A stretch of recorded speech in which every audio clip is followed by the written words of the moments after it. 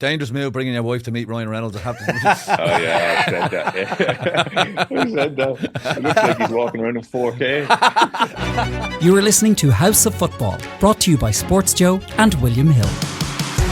Hello, I'm Eric Lawler. You're very welcome to this week's House of Football with Sports Joe and William Hill. Delighted to say I have in the studio two of my favourite guests, Alan Cawley and Robbie Redmond, for various reasons. Robbie because he could sack me in the morning, and Al because he could chat all day and saves me from doing all the chatting. You see all the nice things. But also, we're very, very happy to announce that later on the show, we'll be having a chat with a Wrexham footballer, lads. And not only a Wrexham footballer, but an Irish Wrexham footballer. So really looking forward to that. But, lads, it's the day after the night before we played Gibraltar. We played Greece on Friday. Al, I'm going to turn to you first. What do you make of this international? How can we look back at this international break? Personally and overall, I think we look back with kind of, from my point of view, a lot of kind of disappointment, Eric. Major disappointment as well, because we had built the Greece game up to be probably the most pivotal game in the group. Now, unfortunately, where it was in the timing of it, that it's come as the second game, if you like, that might have been unfortunate, because normally you would think you might be 3, 4, 5 games into a campaign before you get to the really pivotal one. The fact that we're only 2 games in and we're kind of literally hyping it up to the point where win or bust type thing, and that's kind of the narrative when we were going into it. And then to I suppose, to suffer not only the defeat but the manner in which we got beat, I think that was the most disappointing thing, because we just never showed up. And when you think of the build-up, the preparation, everything that went into it for such a monumental game, if you like, Eric, and that's not kind of overstating it. It was a huge game that we were going into against a team who you would kind of say is what we would think is effectively on a similar level to us, similar kind of ranking positions. I know they've been on a good run of form under Poyet, and they come into it with a lot of confidence, and they obviously won the Nations League Group C as well, the one below us. So they were coming into it with confidence. But I think it was unusual in the sense that it's rare you get a match where they're viewing us the same way as we were viewing them, that they were... Everything we were saying over here about possibly beating Greece and setting it up as this big game, that they were looking at us thinking if we beat Ireland, we're in the mix to potentially finish second as well. So when you bring all those factors into it, and then you have the game itself, and to suffer the defeat we did, and as I said, the manner in which we lost, Eric, it was so disappointing, the performance. We just never played. We were totally outplayed from start to finish. Got ourselves back into the game with a decent set-piece goal, but then Greece took over again, and we never really looked like ever getting back into the game. I know Nathan Collins had the shot laid on, but we never created a chance. We never had any foothold in that second half where you thought we're in control of the game here and we're on top, and hopefully we might create 2 or 3 chances and get ourselves back into it. So when you look back on that, and you might think, why are you looking back just on that one and not last night's? I can take nothing from last night's, because all the damage was done on Friday, Eric. All the damage was done on Friday. And if we weren't, I wouldn't even say last night was a must win. If you can't beat Gibraltar, and then we went into the game last night, and I know we won 3-0, it's a good result, and we've 3 points on the board, but they were a disgrace. They're one of the worst national teams I've seen in a long, long time. So I don't think you can take anything from that game whatsoever. The damage was done on Friday. And for that reason, and I was a big Stephen Kenny fan, and I've voiced that opinion plenty, and I wanted him to do well, like us all. I'm on the fence now, Eric. After Friday, I really am on the fence. Robbie, your take from the weekend? I was a lot like Alan going into it. I supported him for the job. I say supported him, I didn't. I was in favour of him getting the job. He'd done a great job at Dundalk. There was obviously question marks around him. We weren't sure, but it was like a breath of fresh air. Then you give him the benefit of the doubt. You have the COVID matches, and then, as Alan said, that was a game that Greece are ranked around our level. Like, they probably have got better individual players, but you'd imagine we're going to at least match them. And we were completely outplayed. Like, it was 2-1, but that could have been 4-1, 5-1. And just so much from the match disappointed me, from his selection, the tactics. Like, Poyet isn't exactly Pep Guardiola. Like, he's a good manager, but I think he outskilled basically Kenny. Like, there was no question about it. He was targeting the weak areas of our pitch, like, and or weak areas of our team. And the other ones that really bothered me was, like, the first 10 minutes we conceded like 7 corners. Like, can someone just get a grip of this match? The manager, a player, someone. And even at half time we went in 1-1. I thought there was no way we're going to win this or even get a draw from it. So yeah, I like Alan. I'm probably not so much on the fence. I would never call for him to leave. Like, I don't think that's fair.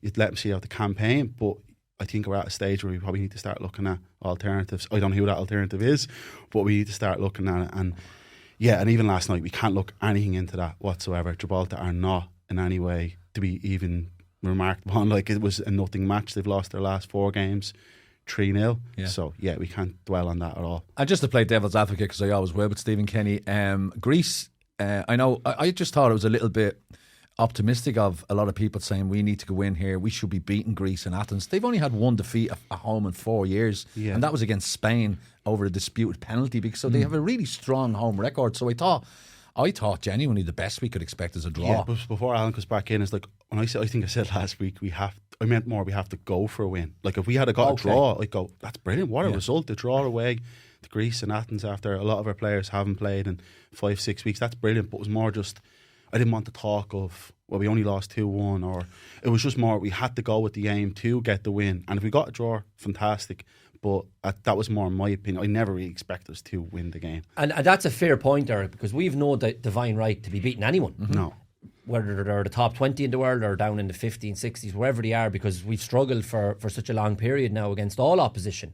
So I never felt kind of that it was a case of that, we're going to go over to Greece and we should be beating Greece. I never felt that, but I just felt, because of the preparation and what was at stake and what was on offer, that we would put up a far better showing than what we did. And if we had to put up a good showing and you come away with an unfortunate 2-1 loss, that you might have been unlucky with a dodgy decision or whatever the case may be, people can live with that. But the reason there was so much disappointment over the weekend was because of the lack of performance and the lack of, I suppose, Stephen is 3 years into this now, and you would think at this point, especially going into that game, that we would see the fruits of everything that I suppose Stephen has been speaking about and what he wants from the players. Now, anybody can have a bad day, but this team has had a few bad days in terms of the inconsistency that we've seen. And I think that's why we're at the stage now where Rob mentioned the fact that the COVID years, and I was very much of the view that there's going to be a lot of long-term pain, obviously, to try and get us to where we want to be. And I was willing to live with that. And we've lived with it for a year or 2. 3 years we're into it now, and this is another campaign. And I never felt when the draw was made, we're going to top this group, or we're finished second, or potentially third. I always knew it was going to be difficult, but I just wanted us to be in the group. Yeah. And I just feel after Friday, and I know people are looking and say, well, we've 3 points on the board, Greece have 6, and it's, I don't think we're in the group. I think we have to beat France and the Netherlands in our next 2 games now. Like, we're relying on America now, Eric, to get a playoff. Like, we need all these other teams to win. It's very complicated. Oh, the Nations League route. And what we can't do anything about is the level of the players. Like, I seen a few reports, someone saying Stephen Kenny's like a fall guy, a scapegoat for Ireland's failures. The manager will always be in the fire line, but we need to reduce it down to like the very micro, smallest levels, which is, did he pick the right team? Did he pick the right formation? Did he make the right substitutions? I don't think he did. Like, I think Greece targeted the fact that we were playing wing backs and they were having overloads in wide positions. Our midfielders couldn't pass the ball, and we weren't getting our strikers into the game enough. So, and then last night against Gibraltar, he starts with 3 centre halves, and you're like, it's Gibraltar. No offence to them, but and now this sounds derogatory to League of Ireland players, but we could have put out Shamrock Rovers last night and he would have beat Greece or Gibraltar by the same score. So that's what makes me question it. Is that in-game management at that really high level, which these games kind of are? Does he have that? I don't know, and that's what I'm starting to question.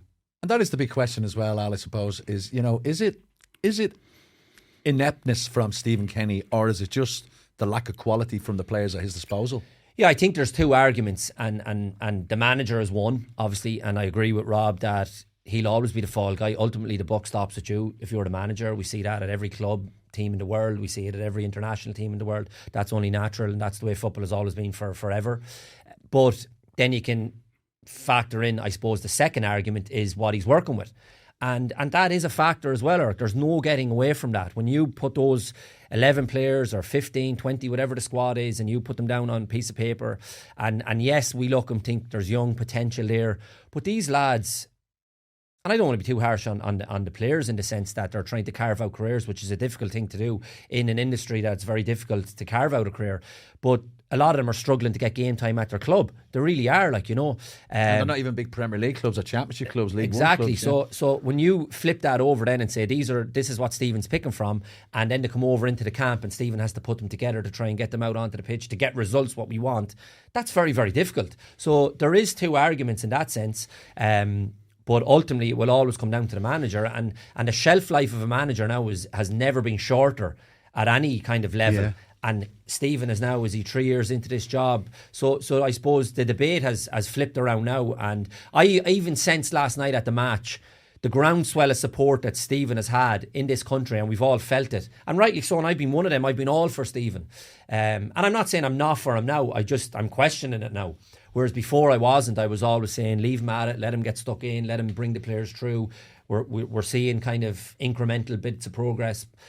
Now now even looking at it last night, that groundswell of support that he always had, I think so many people are questioning that now. Yeah. And the level of the players is a non-argument, because you cannot do anything about that. All we need now from a coach is to make that group of players better. And I don't know if he has or if he will. Though I told you earlier on the good stat, it's about Kenny. Well, it's actually grim, but I was looking through, and the teams that Ireland have beaten under Kenny, on average, their ranking is 121 in the world. That's Armenia, Luxembourg and Azerbaijan. And the teams we've lost to, their average ranking is 40. So we're losing the teams on our level, roughly. We're only beating guys who are ranked in the triple digits. So the only team we've beaten in the top 60 in the world is Scotland. Then Qatar. Then you're going into Luxembourg, as Alan said, Lithuania, Latvia, Azerbaijan. We've only won 5 competitive matches under them, including the one last night. And this is the stuff you just have to question. And it's a cruel game. It is cruel. And I remember Stephen's under-21 team, and they were absolutely brilliant at that level. But the step up just hasn't happened for a lot of the players. But also, maybe for him, maybe his in-game management isn't there that we needed to. In fairness to Stephen as well, Eric, maybe he's over-egged it a bit. He did a lot of bullish talk at the start. I'm going to change the way we play football, and that's fine and good, because his intentions were good, you know, because we know he's so passionate, he cares. We knew this was his biggest job that he was ever probably going to get, how much it meant to him, striving over the years with the success at Dundalk to get to a point where you're the international manager. And we know how proud and passionate he is. We all know that, even from his days at Dundalk, never mind managing the international team. He was so passionate when he was in the league here. But maybe he's over-egged it a little bit as well, and he might reflect on it now, thinking, you know, now looking back, some of those statements I made, and that's the stick that people are beating with him. Every phrase that I've heard from critics or people just having a passing opinion, they're all saying, where's the football you told us? Where's the football you promised us? Where's the stuff we were told we were going to see and all? You know, and we're seeing little bits of it. Don't get me wrong, we have. I'm not saying we're still playing like what we were under O'Neill, or we are very much. He's trying to do that possession-based football and stuff, but that's what he's cut out. Sorry, Alan, because the last managers would always say, I don't have the players. What do you expect me to do? Where Stephen's saying, no, these players are very good. We're going to see the best of them. So does that mean it's him? That's the issue. I would think it's more probably the players, but Stephen has backed the players and said they're playing at a high level, and Alan's right, he's hamstrung himself completely. It was almost like he saw himself as I don't know if he saw this, I don't be cruel to him, but like an Irish Pep Guardiola who was going to modernise how we play. But that's not for him. That's for the underage coaches and the FAI. He just has to pick the international managers to pick the best team available to him to get play the for their results. strengths. And I don't necessarily know if he has done that. Josh Cullinger and I, he'd be our best passer, but I think the first half he had 57% pass accuracy. Now, he disappointed me a lot. Yeah. He was really and he's won your pinning your hopes on, in the sense that he's playing every week at Burnley. There's no excuses for him in a good Burnley team that's just got promoted under a really good manager. And playing attacking football. Yeah, he had no impact in Greece. Did he get the player of the year? I think he did. Josh Cullen, yeah. No impact in Greece. And then last night, playing in that position against Gibraltar, you'd have a field day in that deep lying position, starting the attacks. You should have, as I say, the most touches on the pitch, the pass accuracy, whatever phrase you want to put on it. But he was giving the ball away and just. And that's what I'm saying. There's two debates, there's two arguments, but ultimately it will always come down to the manager. Mm-hmm. And for all the times he might have stuck up for him before, because we're at the stage where we're 3 years into it, this is the campaign that everybody was going to judge on him. He's had his chances. And I don't think, to be fair to Stephen, I don't think if he was to be moved on or whatever, whether it be next week or 6 months or whenever it is that he is moved on, that he can look back and say, well, I was harshly treated or I didn't get a chance. He's had his chances. Yeah, and that probably adds to the fuel of rage that Brian Kerr is seemingly experiencing at the moment, because he was an Irish manager, would probably look at Stephen Kenny and the way the media and support has been for him, and he probably feels he didn't get the same support, which is probably explaining the way Brian Kerr is going in 2-footed on Stephen Kenny at the moment. Yeah, because I think, to be fair to Brian, like, he was harshly treated, because his rate was, his win percentage rate and all that kind of was very, very good, and we were up against the elite teams and very close to qualification. Now, we had a far better group of players. You have to kind of factor that in. But I think when you look at obviously and I think, to be fair, the reason he's got such support, Eric, as well, is because genuine football people and fans who were knowledgeable about the game knew where we were, like, in the sense that the rebuilding job that had to be done. And any of us that know the greater kind of significance on where Irish football is at the moment, they know we're at a low ebb in terms of the greater kind of picture around the game, and that has to be built up. Hence why we see the FAI coming out last week with the plan, to obviously for the investment that they're looking for and the money that they're looking for. So we are at a very low ebb in that sense. And maybe it's just unfortunate timing that Stephen is the manager at this time. But you could argue, if we were at a far higher ebb, would he be even in contention to be the manager? Possibly not. So they're all kind of things you can ifs and buts or whatever. He's the manager now. But I think, to be fair, on that one, why he's probably got the support, like, and I'm the one that's saying it's 3 years now, but I think the reason he got the support was the fact that everybody knew that first year and a half, 2 years, was us very much building from scratch. And that's why I'm saying he's had that period. Now we're into the third year. Even I'm saying we need to see something now. Yeah. You know, visible signs of progress. I mean, and the Greece one killed it. The debate as well needs to kind of calm down a little bit. Like, if we get rid of Stephen Kenny, doesn't mean we're going to bring back McCarthy or bring back O'Neill and start hoofing the ball off the pitch. Like, there are other managers who can play a progressive style, and I think, like, Stephen came like nearly in like a culture war. Like, Stephen's going to play this great passing Barcelona type football, but no teams at international level really play like that. Look at all the players England have, and they still rely on set pieces. Yeah. Like, this is just... Although I watched them last night. Oh, they're excellent. Like, the talent pool, different level. They're brilliant, but no one really plays that free-flowing football at that level. And I think we got caught up in that. I don't know whether Stephen underestimated it or he misread it, but international football is generally like a lower standard. It's slower. It's all about playing to percentages, and there might be someone else who can do that, but I feel bad for him in a way, because his rhetoric and his talk, it's not going to match up with the players we have at our disposal. That's what I was going to ask you, Robbie. Al mentioned there, you know, he maybe created a stick to be beaten with in his talk about, and some people point out to his media interviews as being a stick to beaten with, and that he looks, you know, whether that's just his personality, the way he carries himself, there are these pregnant pauses. He's an intelligent guy. Like, very, very deep, a deep thinker of the game. Yeah, like, you read his quotes, like, he's a very intelligent guy. He thinks about the game a lot. He cares about the game a lot as well. And sometimes, though, you probably need that little bit of bullishness that, like, Mick McCarthy might have had, or Big Sam might have had, or in his own way O'Neill kind of had, or Trapattoni had it in a way that, like... So when you say that, you mean, like, even in a press conference, just being a bit more authoritative, protecting the players kind of thing? We're kind of maybe a bit micro getting into, but like you say, like, Liam Brady says the worst group of players he's ever seen, Irish players. Now, that was put to Stephen, and he said, like, it's not for him to come back against Liam Brady.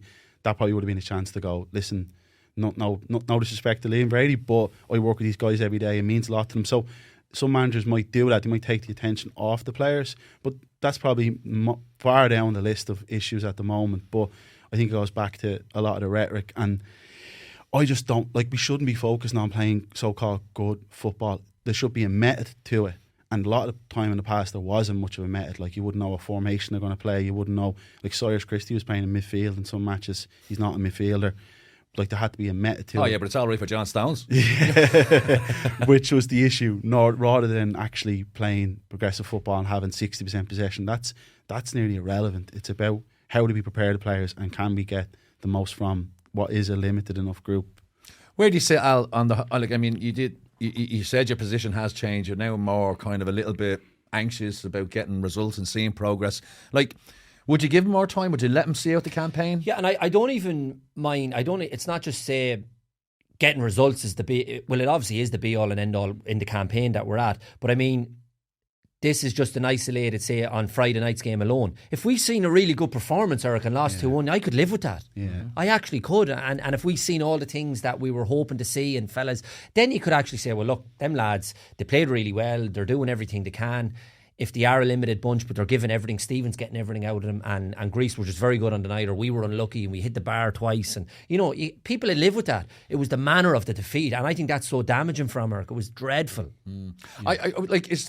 He's been given all the tools and resources to help him succeed in the job. He's had the 4-day training camp in Bristol. He had the 10 days hot weather training in Turkey, and God love him, it was leading Lashing in Athens. But anyway, more bad luck for Stephen Kenny. But he, as I said, he's had all of these things ready for him. I mean, again, devil's advocate. It's a difficult time in the season to be playing any matches, right? A lot of those players haven't played in 6 weeks.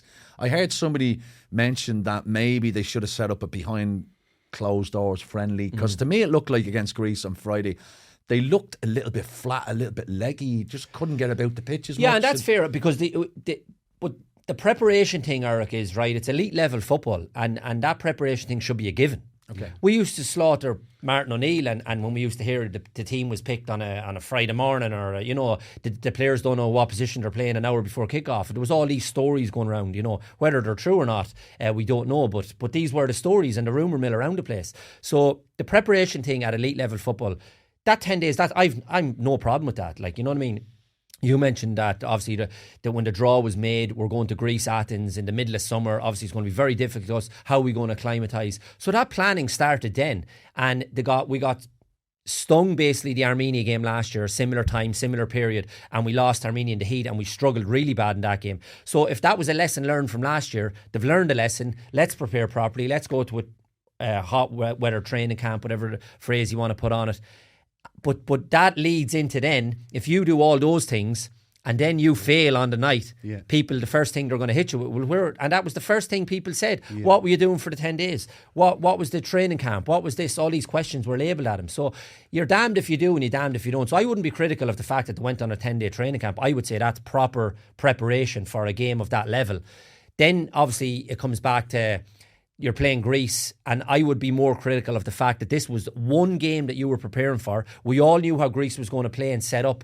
That's when the argument then changes to, well, why weren't we set up to kind of counteract whatever they were going to throw at us if we knew exactly? Because Stephen came out, well, we knew they were going to do this, and we knew we were going to do. Well, if you knew it, why was it allowed to happen? That's what makes me question him. And I went back and read the piece I wrote after he lost to Armenia, and a lot of the similar issues, like tactically.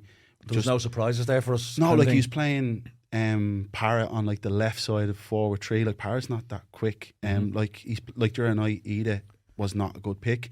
He's playing 2 central midfielders. He always played 4-3-3, always as a club manager. But Anthony Barry came in, the coach, and it's almost like he downloaded this tactic and he uses it in every match. And it didn't look right. It looked like that has surprised me, from one who's followed him so closely. And all the years you think back of the Dundalk success, and we must have watched Dundalk every week, every second week when they were going with Cork. It was Cork, Dundalk for 5 years. And having watched him, and he never ever veered away from 4-3-3 at Dundalk, and that was their staple, and they were brilliant at it, absolutely brilliant.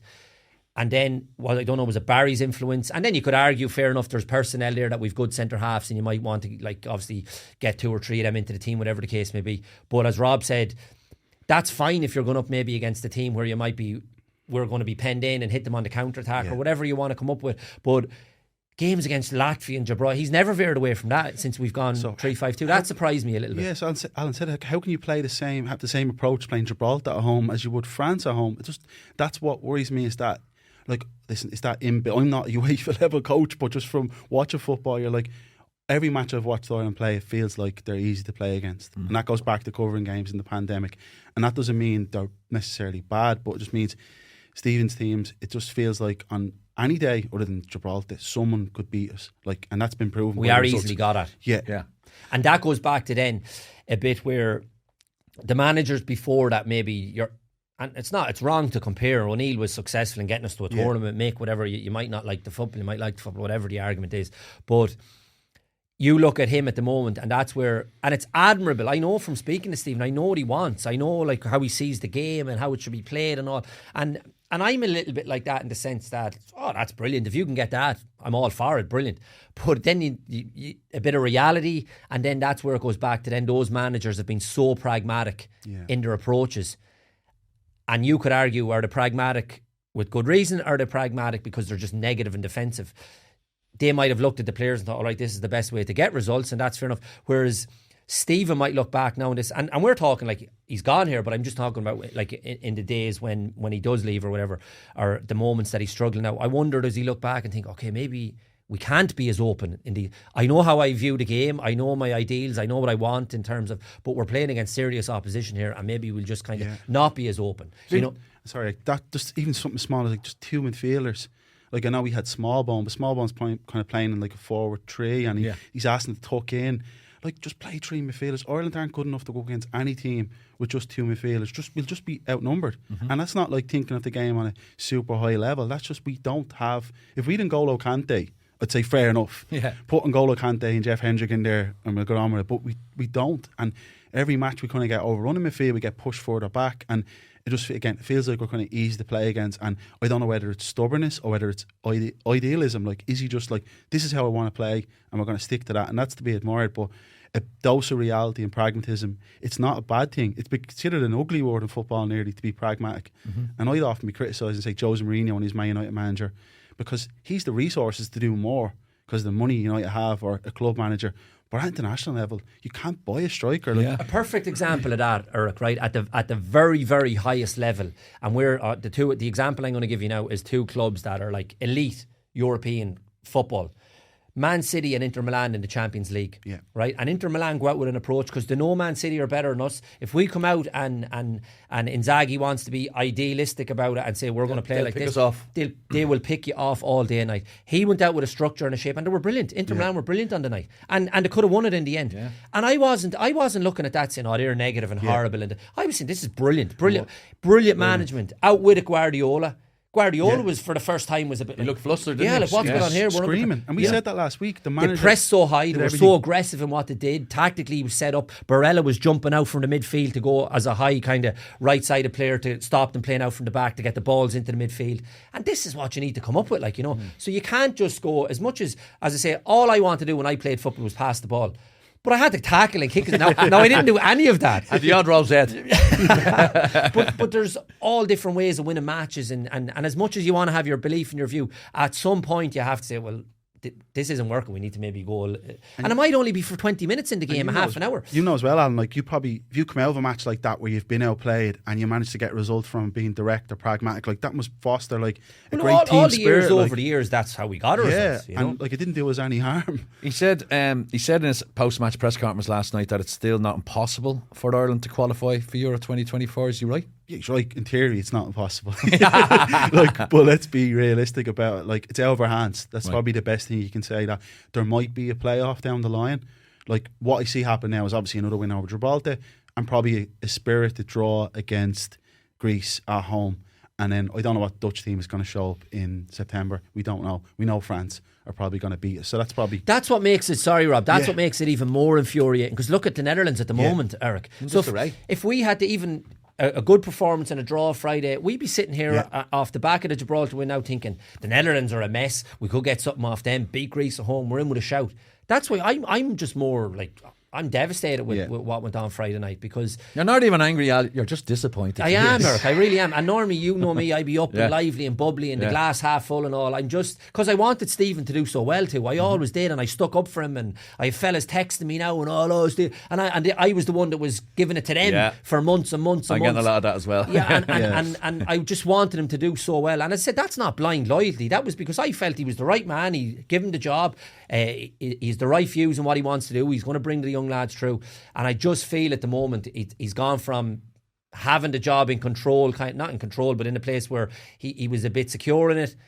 I think he's hanging firefighting a little bit. He's hanging on the edge of the seat now. We've such a body of evidence now, like over 30 matches.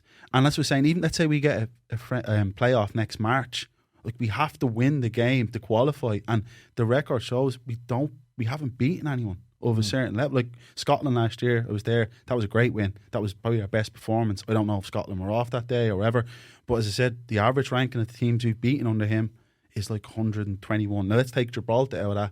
It goes to like 112, and even So then you're saying there's a chance, yeah. Robbie? No, you turn to me then and say get rid of only competitive matches. The average rank of a team we've beaten competitive matches is 109 in the world. Wow. So we're only beating minnows. Yeah. And like, how then can I go into any fate and go, let's say we get Romania next year or another team around our level, Slovakia.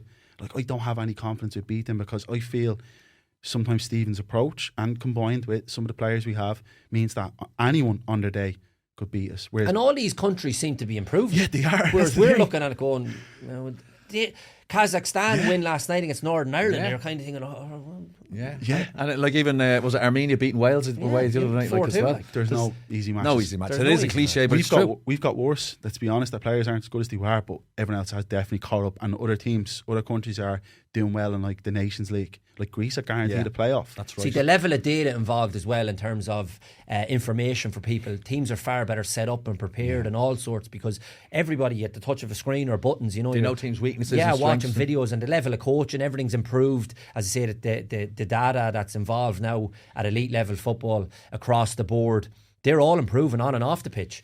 You know, and we should be as well. And that's why, as I say, that just this was the campaign. Because I had always said, as I mentioned earlier, the first couple of years was very much building blocks and trying to get fellas through and get caps under their belt, the young players and whatever, and build up a little bit of experience. And I even at the outset, as much as the draw was difficult, I said this is the campaign that he'll be judged on. So I can't sit here now and be a hypocrite and say, oh sure, carry on like it's grand. You know, I did say that, and one thing I am is I try to be fair and consistent and balanced, and this is the campaign that he's going to be judged on. And ultimately, the game the other night, I think, is so damaging. Yeah. I was at the game last night and I have to say I enjoyed it. I did Yeah. as an experience because it was a beautiful evening for football. There seemed to be quite a nice positive carnival atmosphere in the Aviva. Now, I would say 5-10 minutes before kickoff I was like, oh my God, all the people who bought the Dutch tickets haven't turned up. There's only about 20 people here. And then they all just suddenly came in right at kickoff. So there's 42,000 there at the end of the day. There was a bit of a Mexican wave going on, and I did me Stephen Ray meme post. I took all their names and we'll be sending a letter to the FAI looking for lifetime bans from the Aviva because anyone who does a Mexican wave shouldn't be at a football match. It should be in the circus or something. Anyway, but it's all started with little kids, so fair play to the kids. I spoke to a couple of Irish fans after the game, and we're going to play that before we speak to Owen.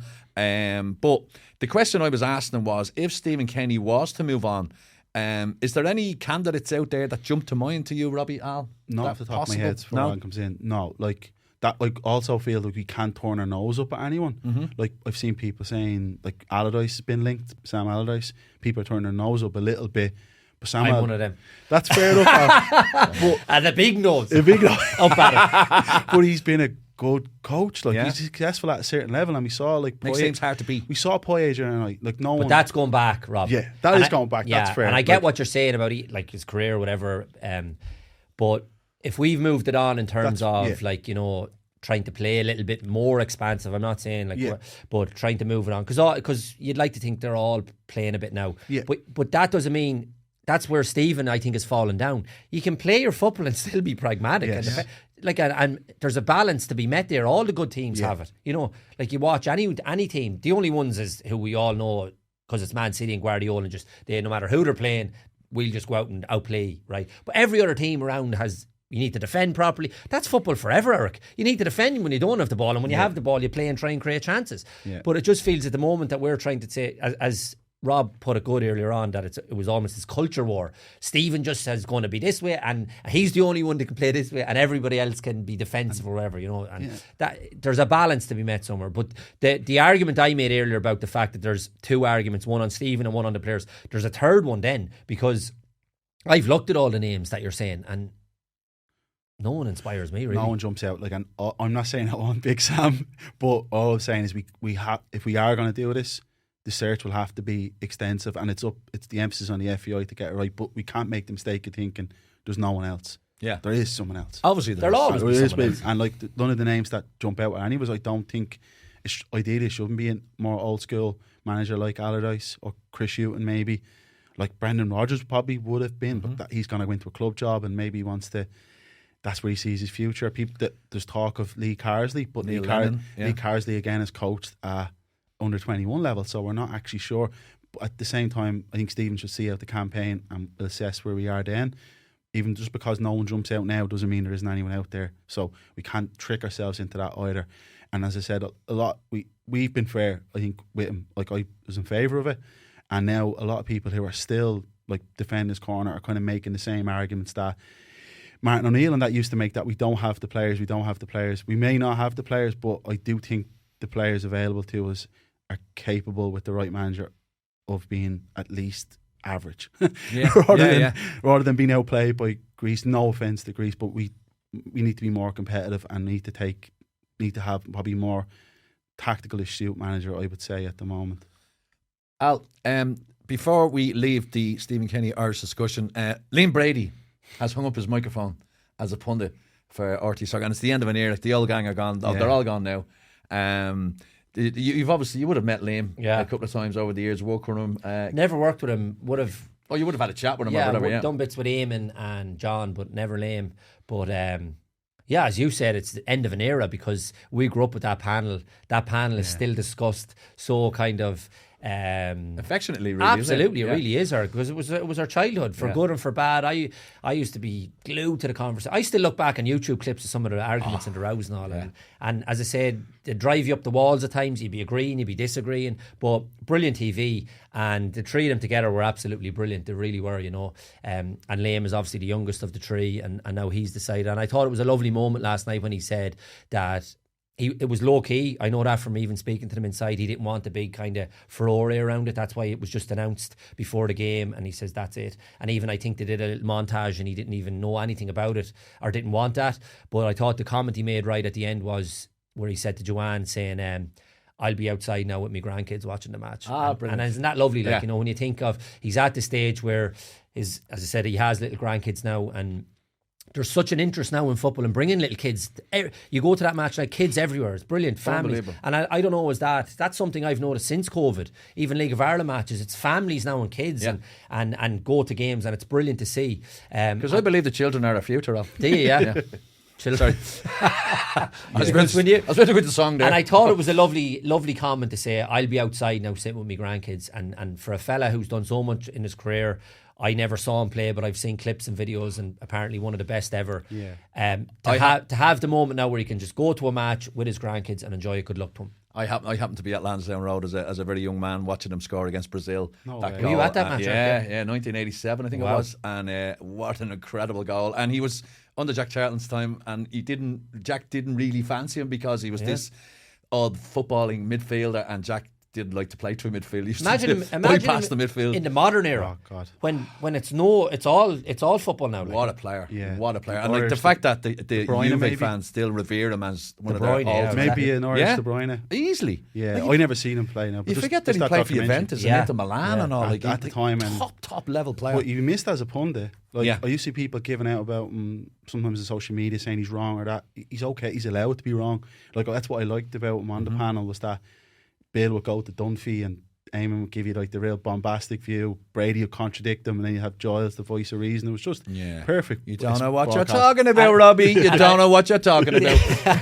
And that comment he made about the players, I'm not sure if people were picking that up. That was actually defending Stephen. Yeah. It wasn't a criticism of the group of players. Yes. Yeah, to be fair to him. Yeah, he actually came out and says, look, I feel for Stephen, you know. It wasn't him, nothing about the manager, just slating the players. So I'm not sure if people have picked that up correctly, because he was actually trying to say, in all my years, all the managers that have gone before Stephen have had a better crop, and I actually feel for Stephen now that he said this was the worst group he's seen in his lifetime.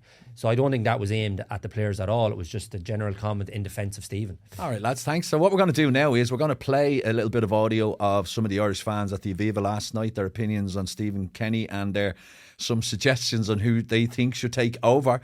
And then when that's over, myself and yourself, Al, are going to chat to that lad from Wrexham. I'm looking forward to it. Let's bring it on. Sorry, see you later, Rob. A huge match for Stephen Kenny and Ireland tonight. Do you think he's under pressure? Oh, definitely, yeah. Definitely. Unless we get a 3-4 goal win here tonight, we're at nothing. What about yourself? You've been a fan of Stephen Kenny. I think you should see out the qualifying to the end of the group.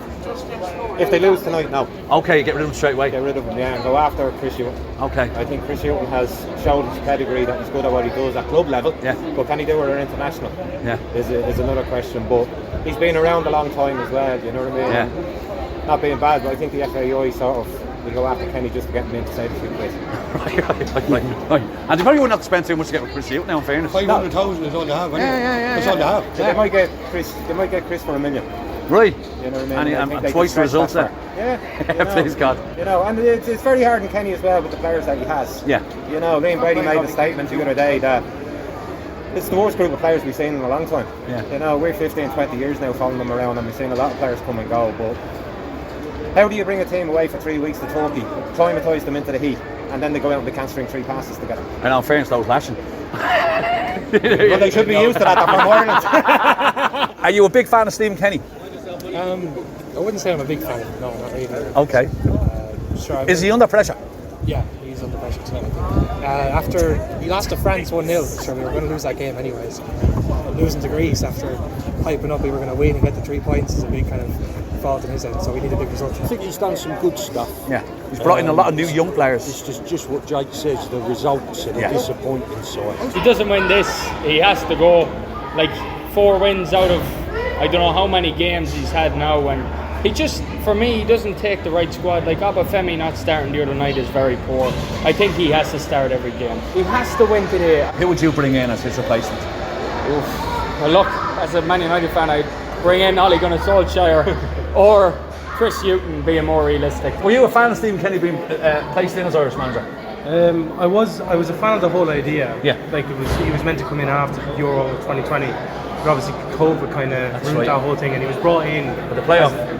And it was a good performance against Slovakia, but it wasn't our night. So I was a fan, but recently, not really. If you were the FAI boss, who would you put in as the next Irish manager? I seen this the other day. I love Roy Keane.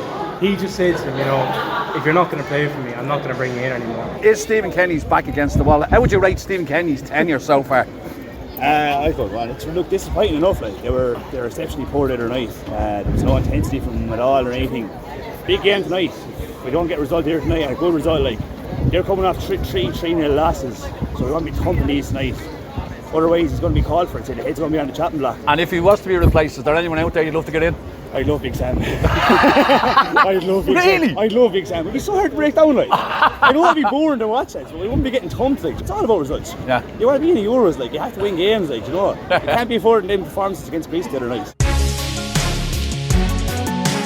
And we are delighted to have on the podcast this week a player from Wrexham, Al. I love it. An Irish player from Wrexham. The man is Eoghan O'Connell, Cork City's finest. Eoghan, you're very welcome to House of Football. Thanks very much, Eric. Thanks very much for having me on. It's a big thrill to have you on, Eoghan. And listen, have you recovered already from the end of season celebrations yet? Yeah, it took me a while, to be fair.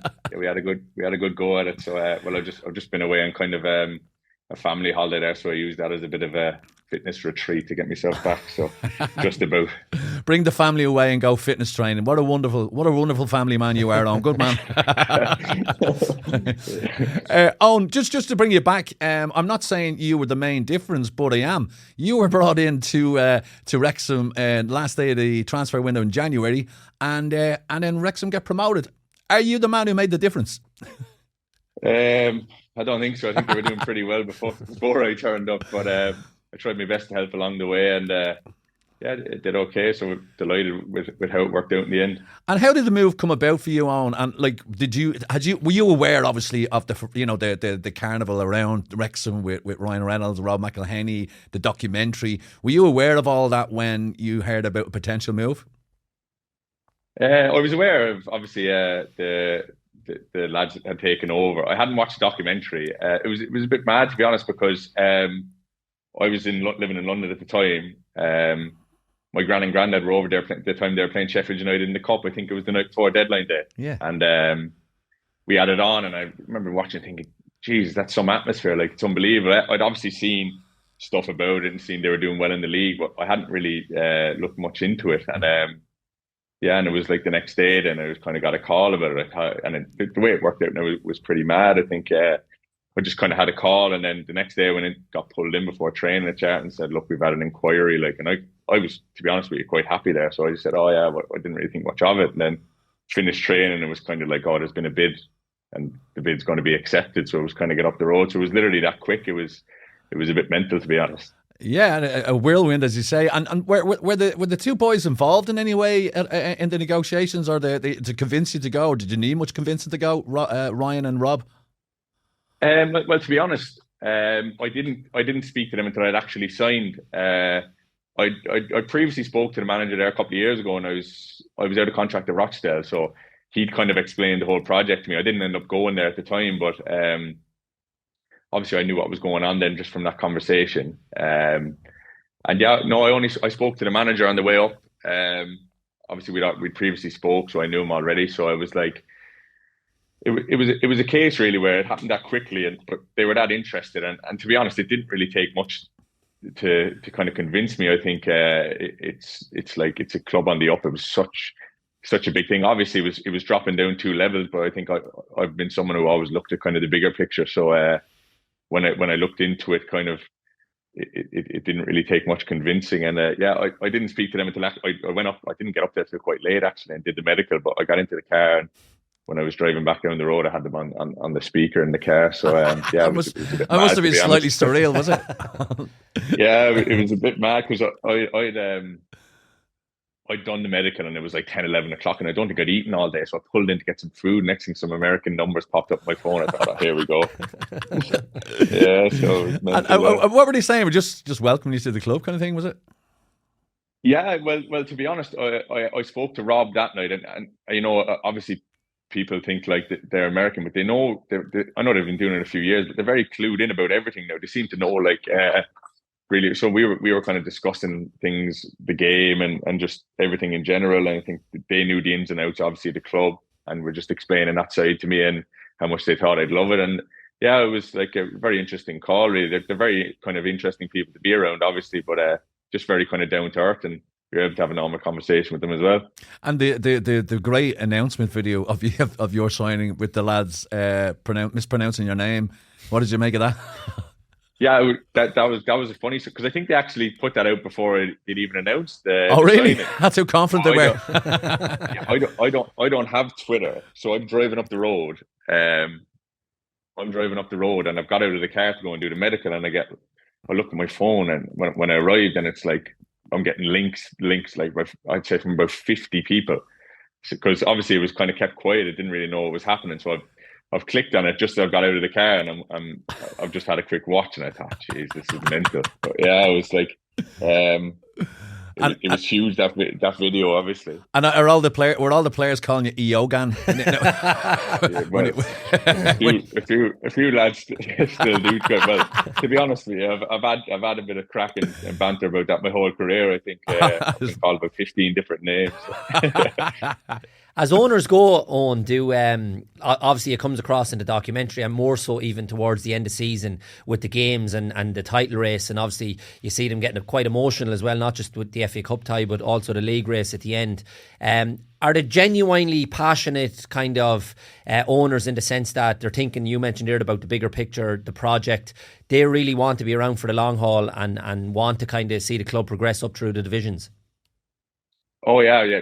From obviously from what I've seen and just like speaking to them, it's incredible to kind of be a part of that, because I think, you know, obviously when you're playing in kind of League One, League Two, and that there's not like loads of money around for most teams, so it's almost a case of like you're trying to, you know, the club's always trying to work within what they have and trying to be the best owners possible, but these lads obviously are putting their money in, but the way they run it is like incredible. There's no ego from them. They're there for us. You know, they come over as much as they can to games, and they'd be in the dressing room after having a chat and everything. But the way they just run it is incredible.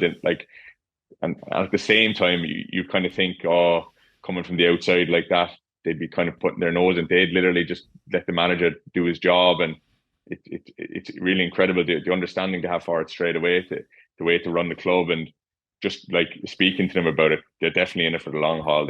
They're obsessed by it. They love all the lads, and you know, even I've said this before, but you'd be like sometimes sitting on the couch and you get a message from one of them, just like kind of having a conversation. It's like it's mental, really. That's amazing. Just sitting on the couch and, oh my God, there's a message from Ryan Reynolds. Watching the film. There's Ryan in the film. He's texting you. It's brilliant.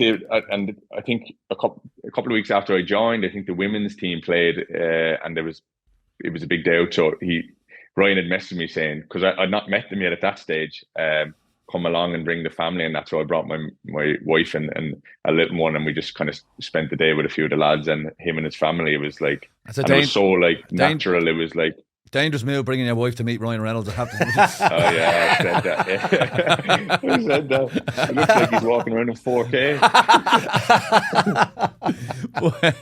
But if we could just bring it back to the end of the season on the big massive pivotal game was that game against Notts County, and both of you were like streets ahead of everyone in that league, and thankfully I think justice was done that Notts County got promoted via the playoffs eventually. They deserved it, but that game, do you remember your feelings going into that game and like the tension that was around the club, and this was potentially a title decider? Can you give us a sense of what it was like before that game and what your mindset was like going into that game? Yeah, it was like we'd actually got beaten as well on the Friday. We played them on the Monday and we got beaten on the Friday for the first time, I think, since October or something. Yeah. So it was like, it was kind of, we were humbled going into it. I think, to be honest, it was like we were I'd certainly be very comfortable in that environment where like the game, like it wasn't almost a title decider, I think, but like it was obviously a massive game in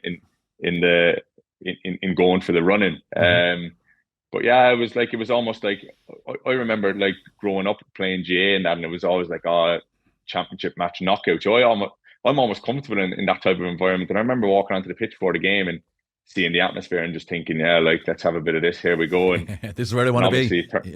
Obviously it turned out to be a mental game, but yeah, it was like we were really. I don't know, the defeat on the Friday almost helped us a little bit. We were really confident going into the game on the Monday, even though we played really poorly on the Friday. We were really confident that we were going to win, and obviously it turned out to be a bit dramatic in the end, but.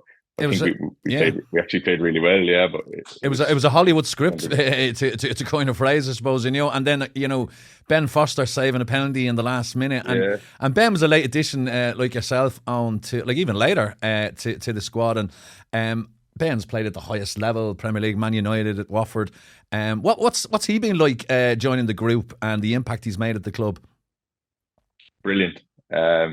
Absolutely brilliant. I think it was kind of like there was a few whispers about it happening before it happened, and then obviously he came in, and it was like you're always wondering when a player from that level comes down to kind of obviously League One, League Two, or National League level, like what are they going to be like? And he fitted in straight away. He was like he's a brilliant fella, to be honest. He's in with us. He's one of the lads. You know what I mean? Straight off the bat, you could tell that, and he gets involved in everything, and.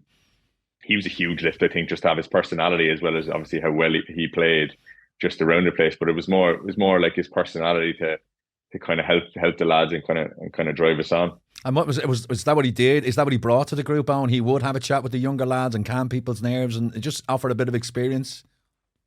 Oh yeah, I think he's like.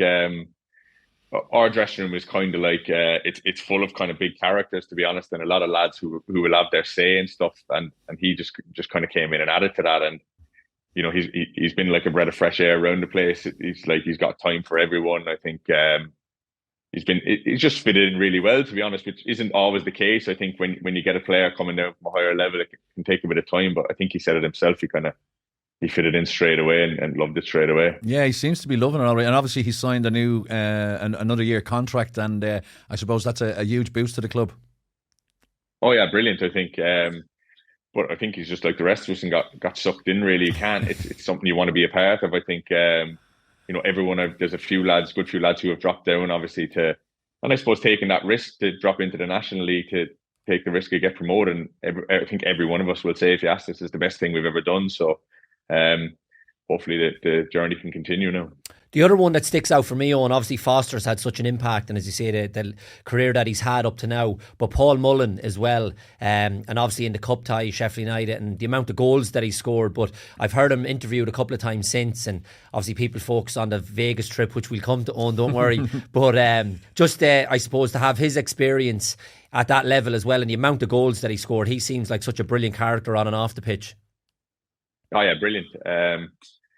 Because I've obviously played against him over the years, and he's always been one you kind of think like, geez, he could cause trouble for me today. And then the last few years, he's just been on fire. And I think, to be honest, the pressure he's had on like all season, you know, to kind of carry the team with his goals, it's like I've always said, usually the goal scorers you play with are the lazy fellas who moan and give out if the pass isn't right, or he just runs and runs and runs for the team, and is so unselfish in the way he plays, and a brilliant fella around the place as well. So he's unreal to have around for everyone, I think, and even for like younger lads to look up to, kind of someone to have an attitude like that, who's scoring all them goals but still plays, you know, for the team every week is brilliant to see. It sounds on as well, even listening to there, with the experience of Foster, Mullen, yourself obviously dropped down a couple of divisions. Not only do you have the quality amongst the squad, but that even comes across that you have a really strong bond and unity and togetherness amongst the team, which you obviously need to be successful as well, because everyone that references the Vegas trip, and I'm sure it's difficult to not enjoy a Vegas trip, but the fact that you all seem friends and pals as well has carried you a long way so far too. Yeah, 100%. I think the best dressing rooms I've always been in have always been like good characters, and I think there's people you can look at in the dressing room and know that they're going to run for you and know they want to work for the team today, and that's a huge thing I think in any team really, where you know it's like we played games this year where we didn't really, even my first game we didn't really play very well, but we just grounded out for each other, and there's been a lot of games, even in the games I've played, where that's been the situation, where you might turn up and the pitch isn't great in an away game or something like that, but there's never any moans and groans. It's just get on with it and do it for each other. And I think that's the best thing about us, really. I've played in a lot of teams over the last few years where we maybe played nice football, but would fall down in the aspect of like doing the work for each other, I think. But that's certainly not missing here. I think it's almost been a breath of fresh air for me to be really a part of, to come straight into it, like a dressing room like that, and just know that everyone's in it together, and you know everyone's going at it for each other. And just on the end of season trip Al alluded to there, Owen, was the trip to Vegas. I know like there was it known as we're going to Vegas? Because I think they were quite vague. They said, look, if you get promotion, there's something special waiting for you with bright lights or something along that, something vague. Or did you just know that if we get this, we're going to Vegas? Yeah, it was like, I think. It was like that. It was almost like there's a trip at the end. I think everyone kind of knew it was Vegas, but it was never obviously set in stone. You thought it was Cardiff or somewhere. Yeah, I would have taken Cork. Yeah. The Las Vegas of Ireland. It was like.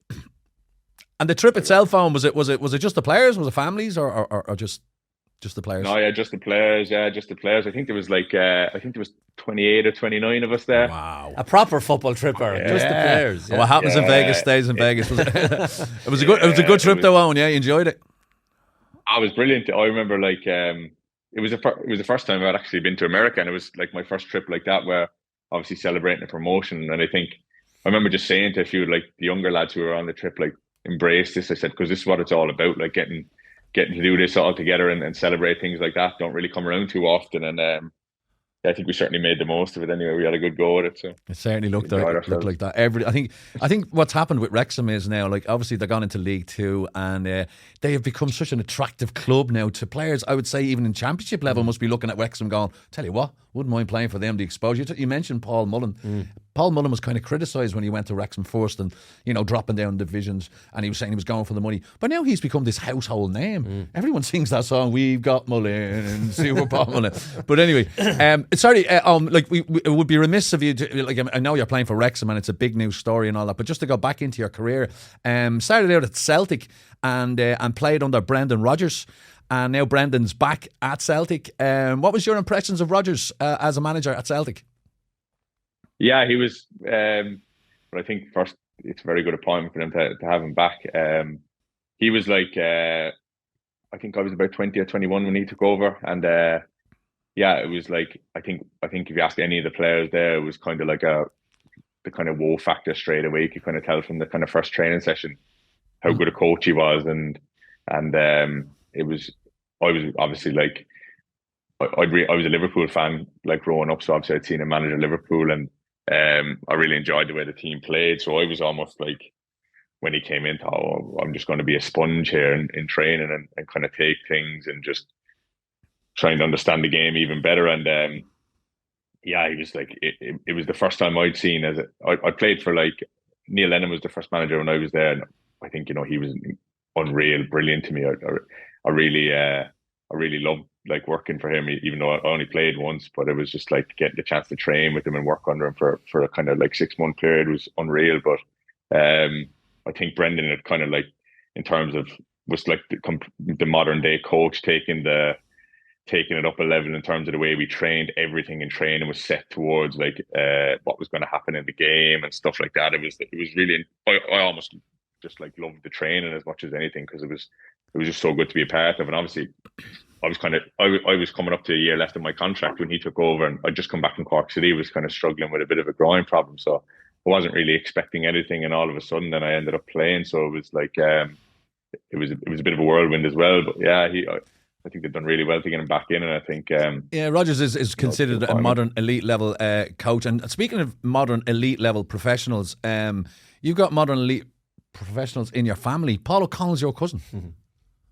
Yeah, he's my dad's first cousin. Yeah, that's amazing. And do you have much contact with Paul? Does he ever give you advice or anything like that? Has he ever given you advice on? I think I used to go to my granddad. So my granddad would be his uncle. So we used to go to Limerick to watch the matches all the time when I was a kid, just the two of us. So it was kind of like we'd go up, and I've been in the dressing room after the games a couple of times, obviously, when I was a kid. And we had a good day with actually when they won the Grand Slam in Scotland at the time. Oh yes, they played Scotland early. I think England lost, but I was at that. I think I was about 2015 or 16. But we had a good day out for that. And to be honest, I wouldn't really be kind of into bothering him too much. He's like, I've obviously spoke to him quite a bit over the years, but I wouldn't be one to mither him. And I think he has given me some advice over the years and different things about like how to look after your body and stuff like that and what to do. And has he ever played football himself at all, don't you know? I don't know, to be honest. I'm just thinking he'd make a good centre half. He's a good golfer anyway. I think I've played. He's taking your money, so has he, Eoghan? Yeah. Not yet. I've played with his brother. He's taking my money, but not yet. Sorry, Eric. On the with Paul, obviously he's gone down the coaching road now, and just listening to you, Eoghan, and even from watching you play, you're like that kind of experienced, old head on young shoulders type of player at the back, sees things in front of you. And you spoke there about the different managers that you've had, and you've loved the training side of things and the coaching, and you sound like a deep thinker on the game. I know you're still enjoying the Wrexham stuff and still very much young in your career, but would that be something you might have in mind down the line as well, your coaching badges? Yeah, definitely. I was actually going to start them this summer there, but I already had holidays booked, and it's kind of like more Vegas trips, is it? Yeah, you can't miss you can't miss a day on the course. So I'm going to start them next summer. But to be honest, it's something like I definitely love to do. Even though I think my wife would like kill me a couple of times. We'd be sitting down watching a game, and all of a sudden I'm grabbing something to write something down.